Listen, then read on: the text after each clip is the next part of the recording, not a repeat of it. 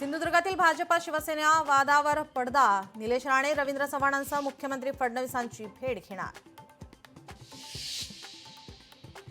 नगरपंचायत नगर परिषदेचा निकाल 21 डिसेंबरलाच. नागपूर खंडपीठाच्या निर्णयावर सुप्रीम कोर्टाचा शिक्कामोर्तब. तर उर्वरित सर्व निवडणुका 31 जानेवारी 2026 पूर्वी घ्या, कोर्टाचे निर्देश.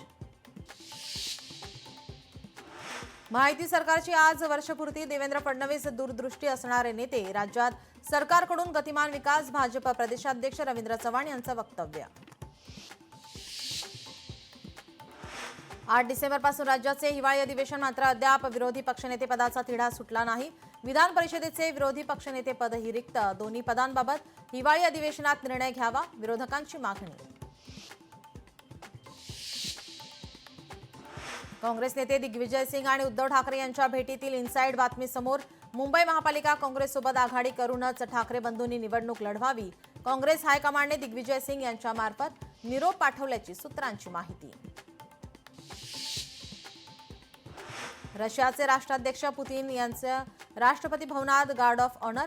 पंतप्रधान मोदी आणि राष्ट्रपती मुर्मू यांच्याकडून स्वागत. रशिया आणि भारत या दोन्ही देशांमध्ये आज शिखर चर्चा.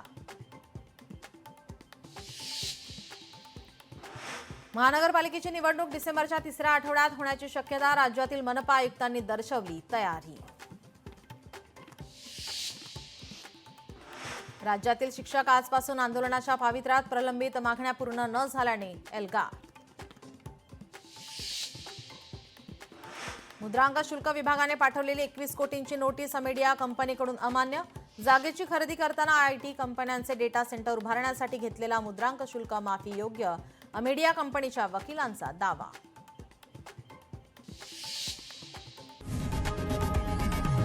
लोकशाही मराठी ऐका, पहा, जागरूक रहा.